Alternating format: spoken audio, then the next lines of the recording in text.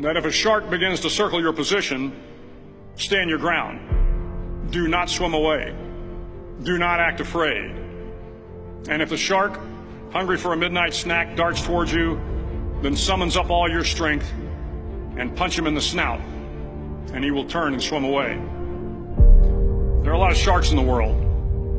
If you hope to complete the swim, you will have to deal with them. So if you want to change the world, don't back down from the sharks. Over a few weeks of difficult training, my SEAL class, which started with 150 men, was down to just 42. There were now 6 boat crews of 7 men each. I was in the boat with the tall guys, but the best boat crew we had was made up of the little guys, the Munchkin crew, we called them. No one was over 5'5". The Munchkin boat crew had 1 American Indian, 1 African American, 1 Polish American, 1 Greek American, 1 Italian American, and 2 tough kids from the Midwest.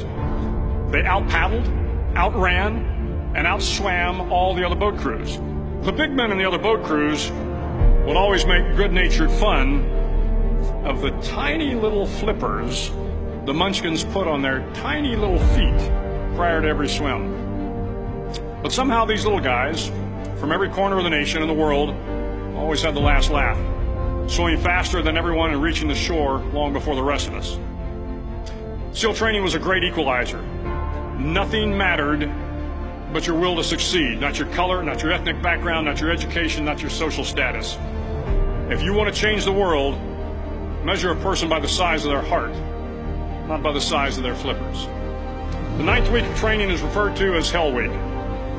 It is 6 days of no sleep, constant physical and mental harassment, and 1 special day at the Mud Flats.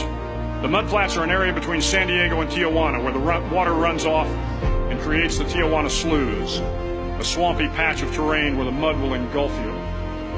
It is on Wednesday of Hell Week that you paddle down to the Mud Flats and spend the next 15 hours trying to survive the freezing cold, the howling wind, and the incessant pressure to quit from the instructors.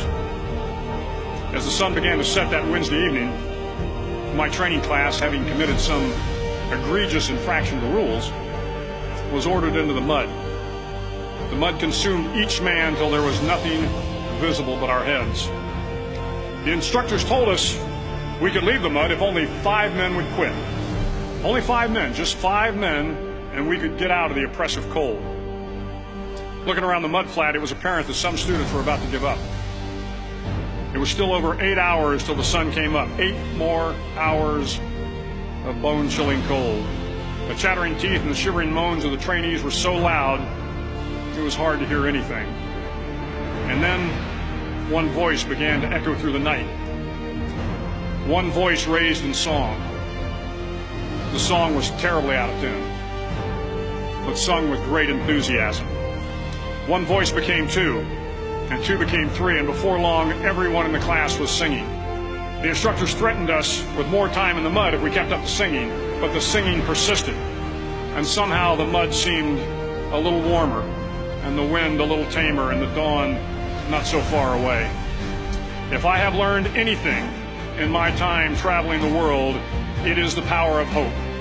The power of one person, a Washington, a Lincoln, King, Mandela, and even a young girl from Pakistan, Malala.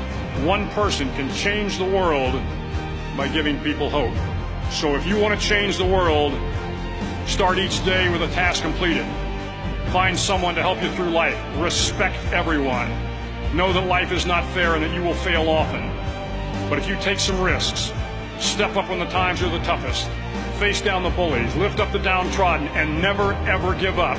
If you do these things, the next generation and the generations that follow will live in a world far better than the one we have today.